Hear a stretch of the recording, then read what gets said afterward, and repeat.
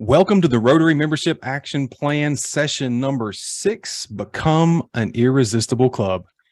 Before we get started, we'd like to acknowledge Martin Luther King Jr. Day for all our attendees in the U.S. MLK Day is designated as a national day of service to encourage all Americans to volunteer to improve their communities. So thank you for being here this evening and taking a step towards improving your communities through growing your Rotary Club. And now, without further ado, let's welcome to the stage President nominee for Rotary International, Stephanie Urchick.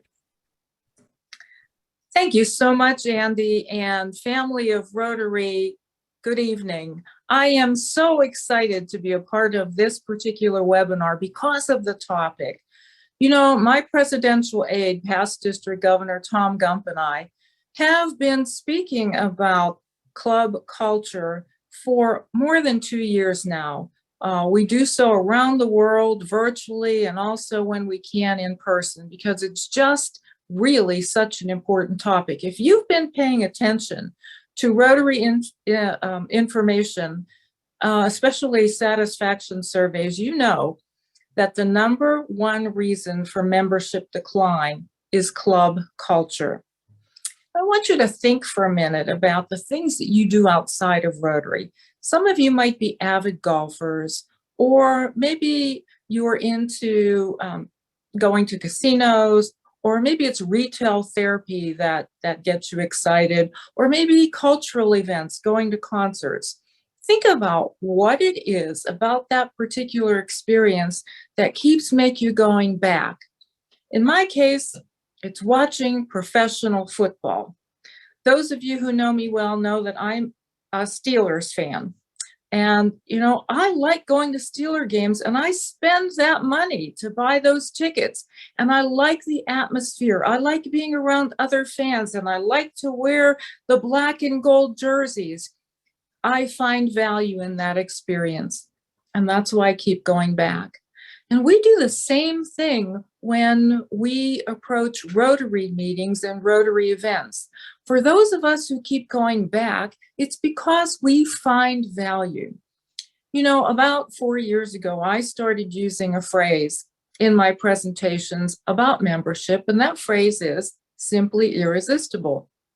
And about the same time, a past district governor from Canada, Louise Horn, started using the phrase as well. Now, she was using it in written information, and I was using it in presentations, but we were both talking about the fact that if we create Rotary experiences and Rotary meetings that are simply irresistible, then membership will take care of itself. Our challenges of membership will be handled, because with a simply irresistible club, people are attracted. They look and say, what's going on over there? That really looks important and fun, and I want to be a part of that. And for those people who are part of our meetings and experience, they say the same thing. This is so fabulous. I want to continue to do that. So tonight we have several experts, Rotarian experts, who are going to share information with you that are going to answer some of those questions you may have. For instance, how do you know if your club is irresistible? Or what makes a club irresistible? Or how do you go about transforming a club to make it irresistible? Or maybe find a different club. Lots of different questions floating around the topic of simply irresistible. But for now, let me turn things back over to my great friend, past District Governor Art McQueen. Art? Thank you, Stephanie. Good evening, Rotary. I first met our next two presenters in 2015 at the Zone 34 seminar in Jacksonville. One of those two gentlemen chose to offer up his process in obtaining members in a breakout I was leading as then a Rotary coordinator for Zone 34. And I've got to tell you that I absolutely disagreed with what this individual was telling me. But by the time he was done presenting, I was sold. No surprise, as both these gentlemen make a living in the insurance and financial services sector, and both are very good at what they do. Now, some might say they and their club are successful due to their sheer force of personality. or perhaps that small token gift of legal moonshine they provide to each of their visiting speakers? My response would be to tell you that as district membership chairs, they have had a positive district membership growth in 5 of their 6 years served. And currently their district 6910 leads all districts, not only in our zones 33 and 34, but in the entirety of North America in net membership growth. They make Rotary and Rotary clubs irresistible. Rotarians from around the zones, please sit back, take some notes, enjoy the show. Welcome the irresistible district membership chairs and my friends Scott Yoakum and Pepper Pettit to our webinar. Gentlemen, take it away. Simply irresistible.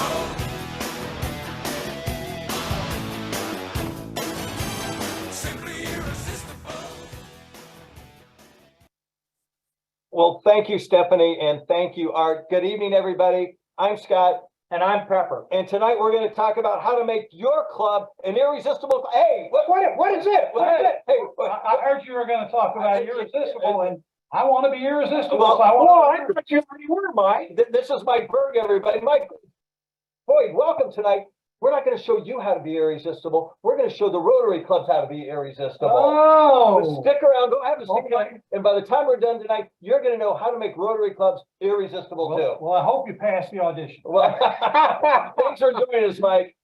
Well, everybody, once again, thank you for joining us. And our topic tonight is how to make your club irresistible. That's right, Scott. But we know that most of the people we're talking to belong to members of really good clubs. Tonight, we want to share some ideas with you that can help you maybe make your clubs a little bit better. Well, and by doing so, like Stephanie said, it's going to assist you in not only attaining and growing new members, but retaining our existing members, Pepper. Well, if I was in the audience, Scott, one of the first questions I would ask is, what is an irresistible club? That's a great question, Pepper. And again, as we've done all this work through the membership action plan to bring new folks to our Rotary Club, it doesn't do a Rotary Club any good, Pepper, to bring these new 5-star recruits in if the club isn't ready to receive them. We have to be ready when we bring these great prospects in. If we are not ready to receive them, all of our hard work to get them to the Rotary meeting is for naught, Pepper. It's a wasted opportunity. Well, what's the first thing that a club needs to do to get ready, Scott? Well, we need to actually, these are some things that a club can do next week in their club. You actually need to go to your club and ask not the president, not the board members, but your club members, Pepper, a few tough questions. Well, I really think that, the assessment is the first step. And you mentioned it, concentrating on each individual member of each individual club is really important because we want to know what the total membership feels about their club and how they assess it. Well, and that's it. That's all that matters, Pepper. It doesn't matter what our perception is, it's what our club members' perception is. There's some tough questions that we need to ask. And the first of the tough questions what are some of those tough questions, Scott? One of the first questions you need to ask your club is, number one, do you love your club? Wow. That's a tough question, isn't it? Yeah. I mean, but logically it follows that, another tough question would be, would you join your club again? Well, and if you have enough going on in every club and every member feels like something's really going on, like Stephanie just said, you know what? I think if each member was given a choice, they would join their club again. Absolutely tough question, but we need to know. Pepper, I hear you use a phrase all the time when we visited clubs. You used a phrase and said, is your club must-see TV? What do you mean by must-see TV, Pepper? Well, it's kind of like this. It's that each member is really excited to go to the meeting or fundraiser or social or service project. And they want to get there early. They really do, because they don't want to miss anything. Everything your club does is not only an event, but they know it's a happening and they just don't want to miss it. And that's exactly what Stephanie just said. Make it a happening. Make it exciting. We talked about, I guess what you said was, what is must-see TV? Well, there's another phrase that you use all the time. It's called the Cheers effect. What do you mean by that, Scott? Well, if you recall the popular TV show, my gosh, it's probably back in the 1980s. The theme song from Cheers was, you want to go to a place where everybody knows your name. And Rotary's the same place. We love Rotary because we go there and everybody knows our name. But if you take it a step further, Pepper, we don't want to just know their name. We want to know who they are. We want to know what makes them tick. We want them to know who we are and what makes us tick. So we call it the Cheers effect, where everybody can know your name. Does your club have that atmosphere and environment? And that's what we want to, tough question we need to ask them. That's really important, Scott. Well, and so the Irresistible Club, Pepper, when we were doing this and we were looking at it, we said, oh my gosh, you cannot spell irresistible without it. Pepper, what is the it factor? And I've heard you use this in business, in Rotary for several years. Well, the it factor is something special about people or even groups. What it means is that they're not just special, they're extra special. And groups, including Rotary clubs, can be extra special. It's really important when we talk about the it factor to kind of emphasize that groups can also have the it factor. The it factor is a unique and noteworthy quality that people have, like I said before, but groups can have. It's a presence. You have it or you don't. But it's something you can work for, Scott. It's something that you can achieve. A club needs to have enthusiasm, self-confidence. They need to be relational, not transactional. What do you mean by that, Pepper? Well, what it means is that you're not checking blocks. You're building relationships. You're building connections. You're building interactions.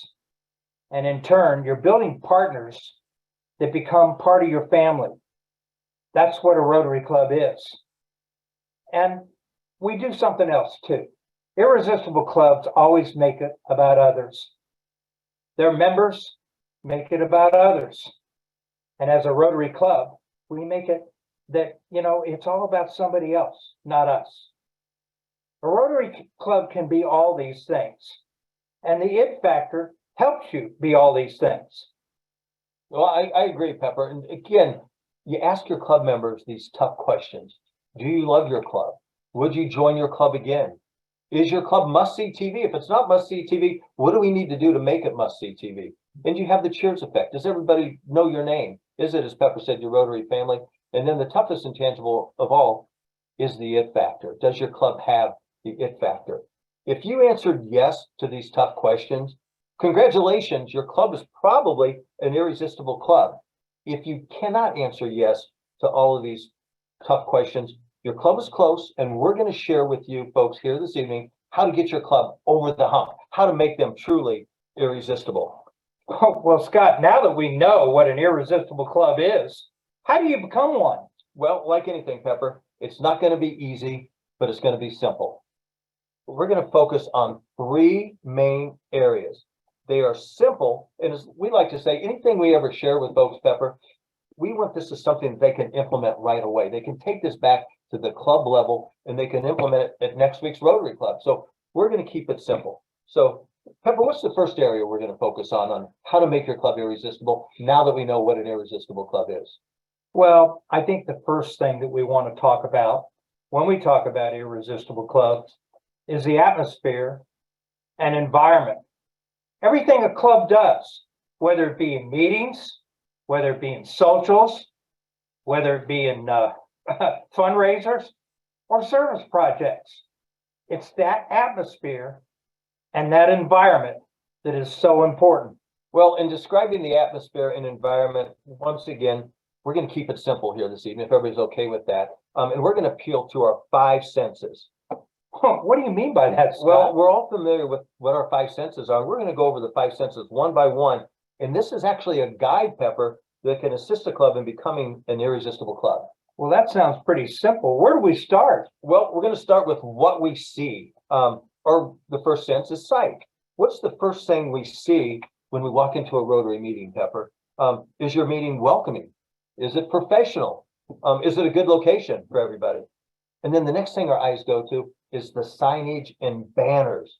They need to communicate our brand in an appealing way. They need to be professional. They need to be new. That we're going to attract young people. We need to appeal to them. So look at your signage. Look at it maybe like you're walking into the room for the very first time and see, does this fit the sight test? Does this match my eyes for the image we want for Rotary? Well, that makes a lot of sense. Well- We'll use a play on words, but what's the next of the Well, five I sentences? got a little more to talk about on site, Pepper. Oh, okay, go ahead. Well, it's the first impression. When you walk in the club, again, this is your eyes are focusing on this. Are there smiles, Pepper? Oh, very important. Is it a friendly atmosphere? Remember, Pepper, whose responsibility is it when somebody walks into a Rotary? Is it the welcoming committee? No, Who's it's it? every Pepper? single member's responsibility. They need to show that we are welcoming, that we have a great culture, like Stephanie said. We need to show it. And the way we show it, first of all, is our smiles and our friendly atmosphere and our friendly approach. Absolutely. That's everything, Pepper. Again, as they say, first impressions matter. What's the next of the five senses? Well, the next one is the sounds. You noticed when we came on here this evening, we were playing music. We were playing Simply Irresistible, weren't we? Yeah. And you know what music does, Pepper? It sets a- really it excites you. It sets a tone. Think about when you go to a convention or if you go to a sporting event. We go to Pittsburgh Steeler game. They're playing music to get us fired up. Oh, aren't they? yeah, they sure And are. So your Rotary Club is the same way. Music sets the tone. It can really create a lot of, hey, something's really happening here. Like Stephanie said, it creates the excitement and enthusiasm are essential. Pepper, you know a little something about enthusiasm, don't you? You mean enthusiasm, right? Well, that's not quite what I mean, Pepper. Oh, you mean enthusiasm. You know, I think you got it, Pepper. And you know, enthusiasm's everything, but that's one of the sounds that we hear. Is there some excitement going on here? Is it being, hey, I must see TV. Is this exciting? Yeah, it means everything. If you have an exciting club, you're real close to an irresistible club. If you have enthusiasm, you're even closer to having a club. But you know, when we talk about sounds, one of the most important things that a Rotary Club needs to have is great programs and great speakers. Exactly. If you look at speakers, they need to be interesting. They need to be topical. They need to be fun. They need to be noteworthy. And when I say noteworthy, yeah, they need to be noteworthy, but also they need to be something else. They need to bring information, content, and topics that where our members will take notes because they're actually learning something new, regardless of what kind of professional career they have. They got something new and exciting to listen to. It goes back And to must see TV, doesn't it? without a doubt. And the word will get out. The word will get out to people that are not in our club right now. And guess what? They'll want to attend. And guess what? If we ask them, they'll join. That sounds pretty good to me. The next sense we're going to talk about, Pepper, is taste. Oh, wow. Well, we all know how Rotary, I mean, food is really important and it's gotta taste good. Well, we agree with that. But taste can also mean something else for a Rotary Club. We need to present a professional environment at all times, at all events. An irresistible club, Pepper, should always be in good taste. Yes. The next sense is smell. And this is a little bit of an intangible, but when you know it, you can smell it, can't you, Pepper? Without a doubt. That's right. I'll tell you what, when you walk into a room, you can smell whether there's something really going on. You can smell You can smell the the it factor. enthusiasm. You can smell the it factor. Yeah, you can smell the it factor and you can smell the excitement. Anytime you walk in to an irresistible club full of irresistible Rotarians, How long does it take you to smell it, Pepper? If you walked in a club, how long would it take you to say, boy, this club has it?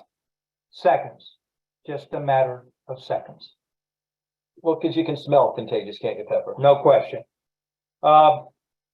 If you look at something like what you just said, Scott, you can smell contagious enthusiasm. You can smell contagious excitement. You can smell the fact that something's going on. And it does just take seconds. Absolutely. Well, the last of the senses, again, that we need to be aware of is touch. And touch includes physical hugs. It's okay to hug fellow Rotarians. In Rotary it is. Handshakes, greetings, meetings, introducing folks. What else does touch include, Pepper? Well, this is a little extra set of ingredients. It's kind of like we call it nice touches. And nice touches are things like you send a personal email, not a business type email, but a personal email. You send personal text to fellow members. This can be informational, but it can also be personal. You know, we kind of look at phone calls as maybe text is better, but actually phone calls really resonate with our members and they resonate with anybody. It's a way to reach out and touch somebody. We talk about, you know, not just phone calls, but what we need to do is maybe send out some personal notes. All of us in business understand the power of a personal note. Very powerful. It is extraordinarily powerful, and it's extraordinarily powerful with Rotary members. And also, we need to recognize our Rotary members when they're active in the community and receive some award or some certificate, or they're recognized in some kind of way. We need to emphasize that and reinforce that because that's really important. And it's important to them, and they feel proud that we recognize them. Well, so touch is important. So if you look at the five senses, just to review, and I guess we could write it right here on your hand. I didn't, but I could have written it You right. didn't? I thought you did. But Okay. literally, your checklist for your club is sight, sound, taste, smell, and touch. And if your club, and fill in the gaps, have an easel in front of the room and say, what do we need to do to fill in these five gaps, our five senses for our Rotary Club?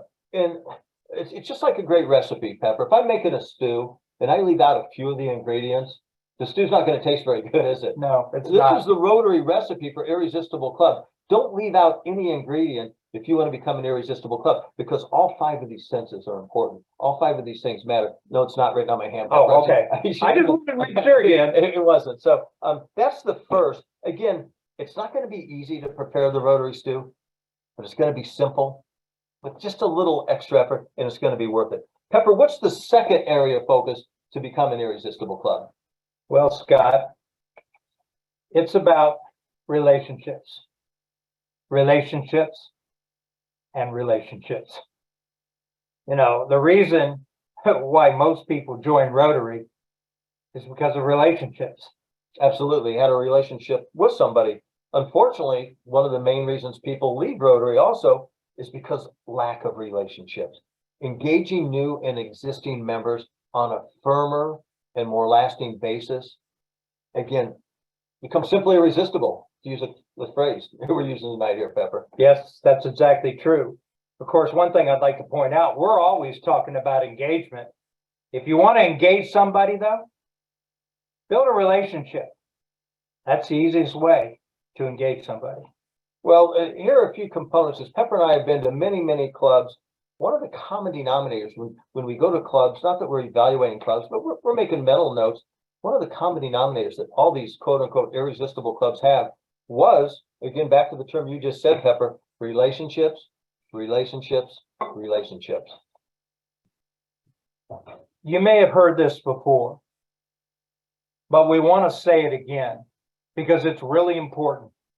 Again, these are some of the relationship things that a club can do. The first one we want to share with you, have a club environment where members can develop a mutual trust in an atmosphere of integrity that promotes, and I know this is an overused cliche, but we say, I got your back, Pepper. When we talk about our Rotary family and the people that we have, not only in our own Rotary clubs, but our Rotary family all across the zones, we know that they not only have our back, but then some, Pepper. And that's a great feeling to know that people actually have your back. Well, you're right, Scott, and having your back, it's foremost. You know, when people will stand beside you, no matter whether you may be right or wrong, it is so important. You know, to have a club that allows you to fulfill the need for your individuality, if the club really thinks that's important, guess what? The club is allowing you to be the best you can be. Very important. Folks, also have a club that builds your self-esteem and confidence and gives your members the respect of others.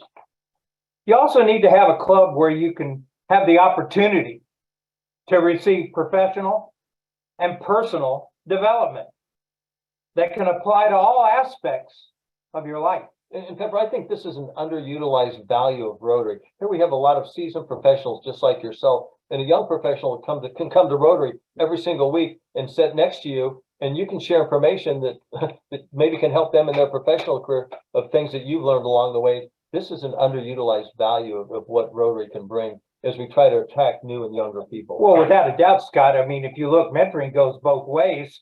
They can probably help you out. They probably could. To quote the great Art McQueen, and he is great, Pepper. Yes, he is great. Art without a McQueen, doubt. we learned this from Art. He says, members of your club are your customers. Are they getting a return on their investment? And you just can't assume that. The only way to find out for sure if they're getting a return on their investment, Pepper, is to ask them. The next question we need to ask them, are they getting value for their time and money that they're investing in Rotary? And again, this is very, very important because why, Pepper? Well, remember, our customers are always right, and they're very, very important. If we don't have any customers, we don't have any Rotarians, and Rotary That's goes away, right. like any business, Pepper. I think one other thing that's really important for irresistible clubs is to have meaningful and heartwarming service projects. I mean, things that you really want to get involved in, where you can make a difference.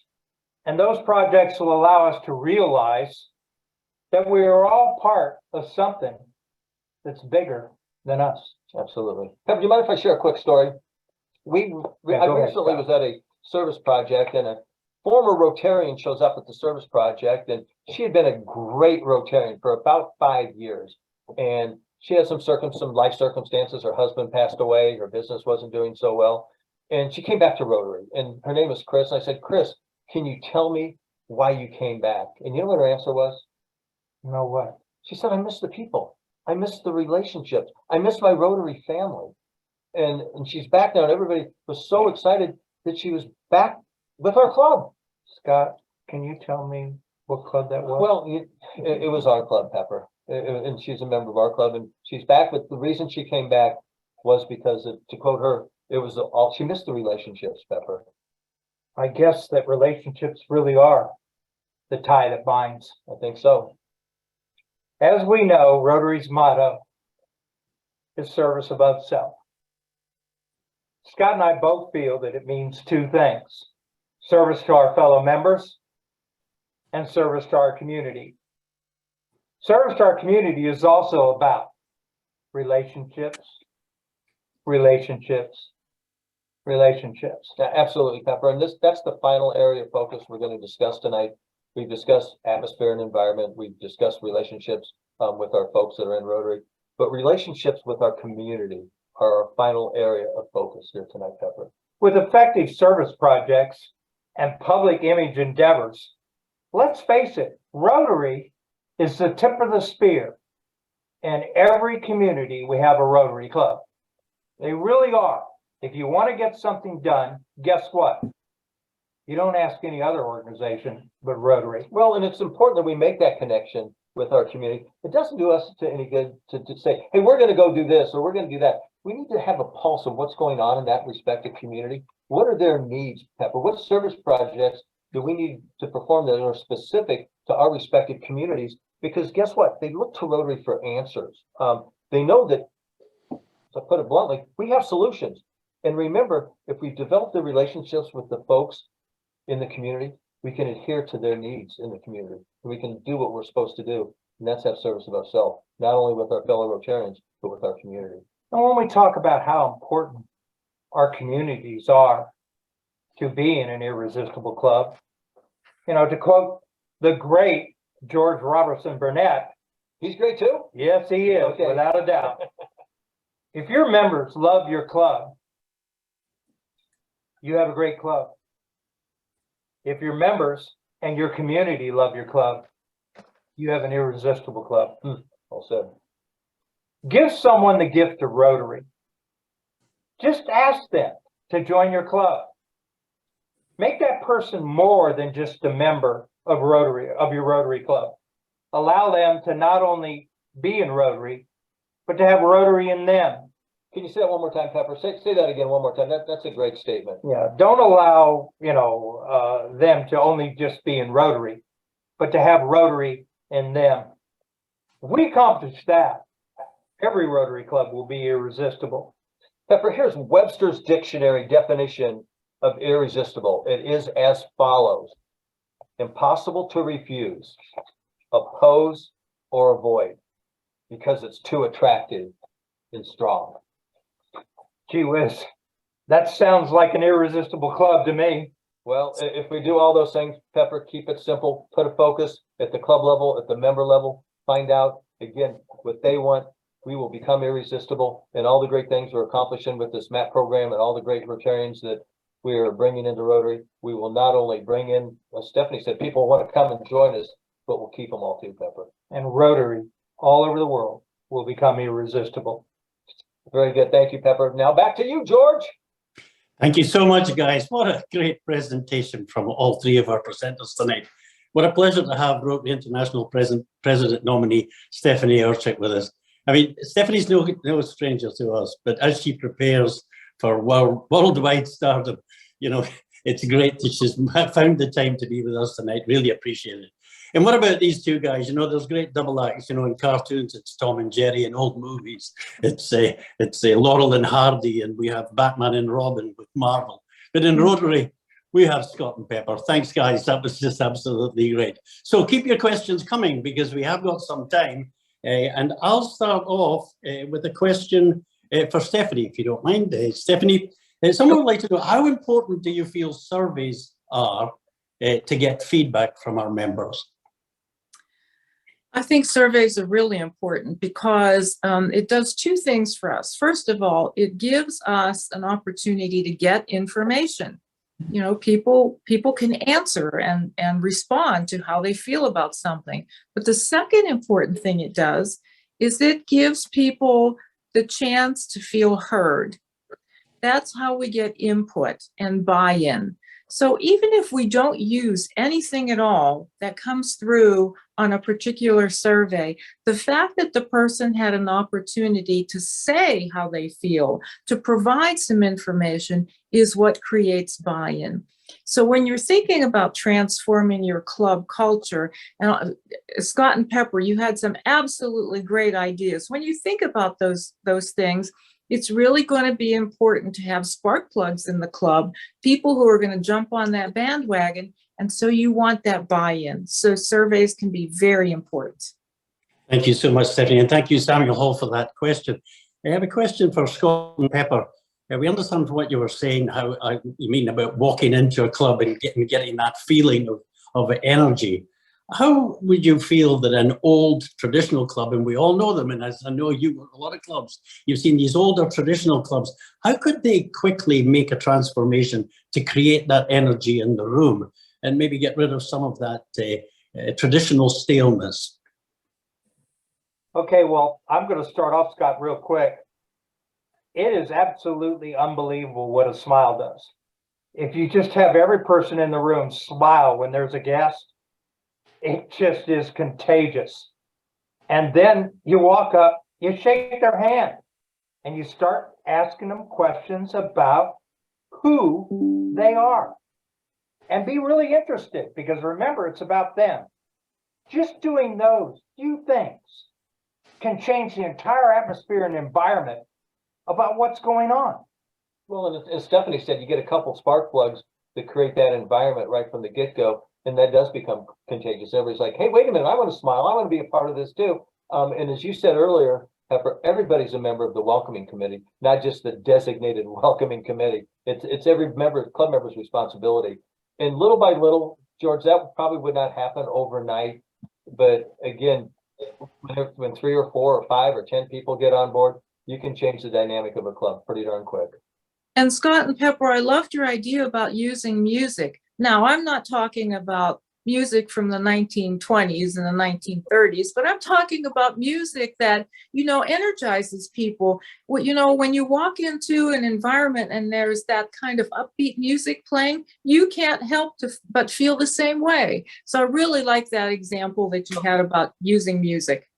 That's absolutely great, guys. It actually follows on. Jim Kleinman would like to know, what type of music do you think that you should be playing? What kind of inspiring music? So I'll open that up for the three of you, because you all have opinions on that. One thing we do, George, when we have a speaker, we had Tiffany, a lot of you may have heard her, she calls herself the Rotary Geek, came to our Rotary Club, does a fantastic job. And before Tiffany spoke, we asked her, what do you want your walk-up music to be? And she kind of looked at me kind of funny. What do you mean by walk-up music? And if you go to a baseball game, before whomever comes to the plate, they have their walk-up music. And Tiffany told us she was a South Carolina Gamecock fan. So we had the theme song from South Carolina playing when she walked up, and boy, did she feel sky high. And then she proceeded to tell us that she was engaged to Bill. And so she walked off, we played Marry Me Bill. And she had to get her fiance on Zoom and say, oh my gosh, look what this club did for me. So we find out what our speakers want their walk-up music to make, and we make it exciting for them. The background music when people are walking, and we always have, I would call it like, music like happy and feel good music. And then once everybody gets there, we kind of turn the music down a little bit, because we want the people to have meaningful conversation before the Rotary starts to meet. And we don't want them shouting at each other, but it sets a tone, it sets a vibe every single time. If you're not using music, use it. Right before Scott and Pepper started to talk this evening, you heard they played Simply Irresistible, and that put us all in the right frame of mind to think about what they were going to share with us. So I love those ideas about thinking about the music and asking your speakers. And, you can do a Google search and find happy music. It's really simple to do. You have a Spotify now, it's pretty darn easy. You just look at it. Yeah. There's plenty of resources. Stephanie, I wonder if I could ask you, as you and Tom go around, and this is slightly more on the new club side, but as you go around, I'm sure you see that there's some resistance in some clubs to setting up new clubs, in the fact that they feel that they may be creating their own competitors. What advice would you give to club leaders or district leaders who meet that kind of resistance? Well, the advice that I would share is just forget that resistance idea, because it's not true. If anything, it energizes the club. I'll tell you a story about my own club. Last year at this time, we had 30 members. And I started talking with our club leaders about the concept of satellites or, different clubs. And we zeroed in and we looked at the impact model. Now, the impact model is when a group of people are interested in Rotary and the good service that we do, but they're not so interested in coming to meetings. So we started to recruit for that. And our club president is a real gung-ho energizer bunny, and he went after people in our community. And, in one night, we inducted 15 new members into our club through the impact model. Now think about how long it would take you to bring in 15 new members into your club, but in one night we did that. So these folks go out and they do service twice a month. If they want to come to our club meetings, they can. If they want to come to our socials, they can, and they do, but they don't have any meeting. If they want to go out after they're done with service, they can go, have a beverage or pizza, that's fine. But what is so great is they're full Rotary members. They pay full dues. They have every benefit of being a Rotarian, and they've become active members of our club. So it really does the opposite of what people think. It really energizes. Our club members are so excited because we're invited to their service projects and we're mixing and mingling with them. So it really does exactly the opposite, George. Thank you so much, Stephanie. And I see there is a question about traditional clubs. Traditional clubs are great clubs. Nobody's actually downplaying a traditional club, if that's what the community requires. But we have a lot of clubs that moved on to this impact and various other aspects. Rotary has opened up the capability for us to have all types of different clubs. And I think that's what, I hope that explains to whoever asked that. One final question, because we're going to be out of time, and Scott and Pepper, you understand the importance of the club getting involved in the community. But how have you seen getting the community involved in the club? Do you have any advice on that? And Stephanie, perhaps you could weigh in on that also. Stephanie, your ladies first. Well, okay. One of the things that we tend to do here in my area is look for places in the community where there are organizations or groups that share our Rotary values. One of the things that's on the front burner right now for Rotary is diversity, equity, and inclusion. Well, in our area, we have a company, Columbia Gas of Maryland and Pennsylvania, also very, very interested in diversity, equity, and inclusion.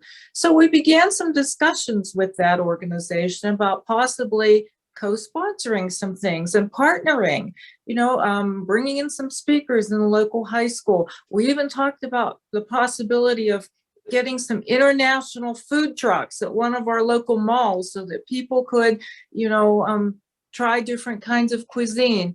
So for us, it was looking for organizations that shared similar Rotary values and reaching out to them. It's also a great way to look at the possibility of a corporate club. If the company is big enough and there are people within the organization who share Rotary's values, that would be a great opportunity to have a club form in that corporation. That's just a couple of thoughts. How about you guys? Thank you. Scott, Pepper? Quick thought, I agree, Stephanie. One phrase that we use all the time is when we invite other groups like that in who are like-minded groups, 1 + 1 can equal 3.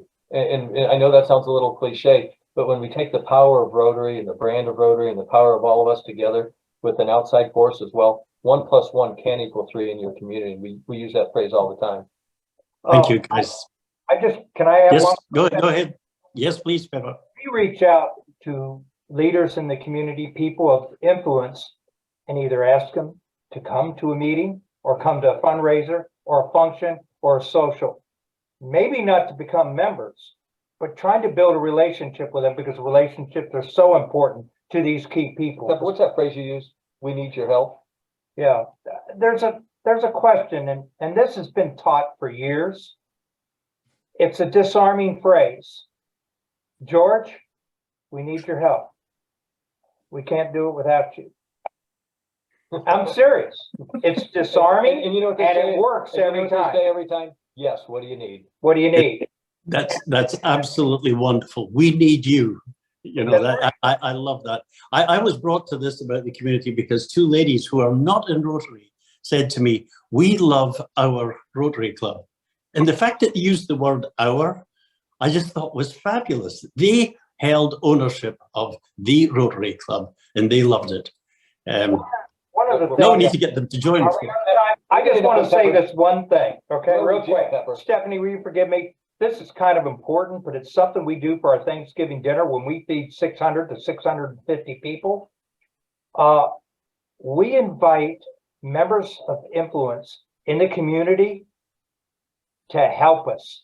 They help serve, they help prepare the food, and they aren't in Rotary, but they're volunteers for that one night. We let them inside the castle. We let them inside the castle. It's remarkable what happens.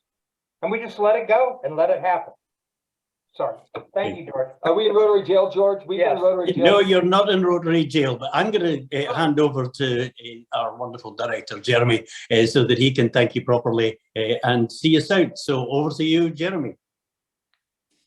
Well, thanks, George. Wow, what a great map session. Scott and Pepper, thank you for getting us thinking about what makes an irresistible club and sharing some great ideas to make our clubs just that. The two of you just epitomize the energy and enthusiasm that we all need to radiate when we walk through the door of our clubs. So when we go to our next meetings, let's bring that energy with us.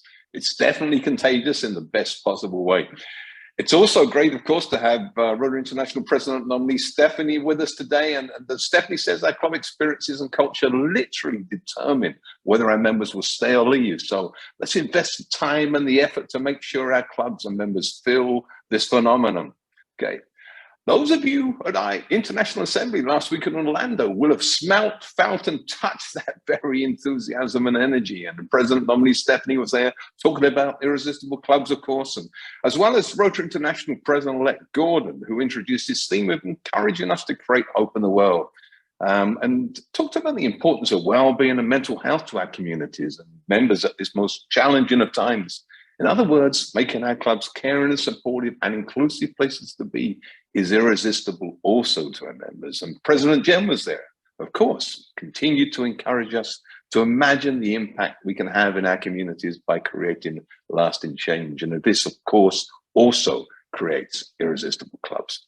Rotary International Trustee-elect Barry Ratton was there and challenged us to some very audacious goals for our foundation giving next year. So what ties this all together? Well, if we create irresistible clubs, we'll engage and attract new and existing members. We'll grow Rotary and be able to deliver greater impact in our communities and create more hope in the world through our club projects and programs. We'll increase our pool of potential donors so we can continue to do more good in the world through our amazing foundation. It's a win-win-win situation. So I hope you got the message tonight. Let's be simply irresistible. And to help you do this, we have some upcoming webinars we're excited to tell you about as well.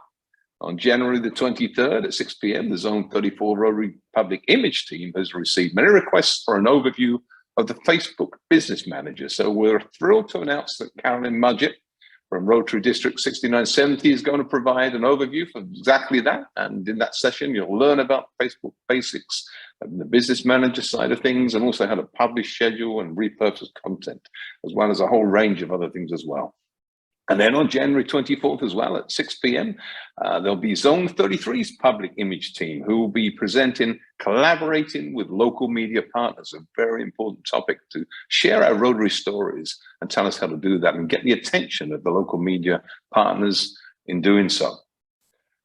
The Rotary Foundation team for Zone 34 will also feature projects of impact. So join them on February 23rd at 6 p.m. to learn about projects that are being done by our clubs and the amazing impact that's being made. And on February 20th, our very next membership action plan map session, it is going to be the premiere, the launch of our map website and database that we've all been eagerly awaiting. So please join this session. You'll be able to see how we're going to provide you with the tools and really valuable resources to your club and district leaders to help us measure, monitor, and motivate, and to create more irresistible clubs.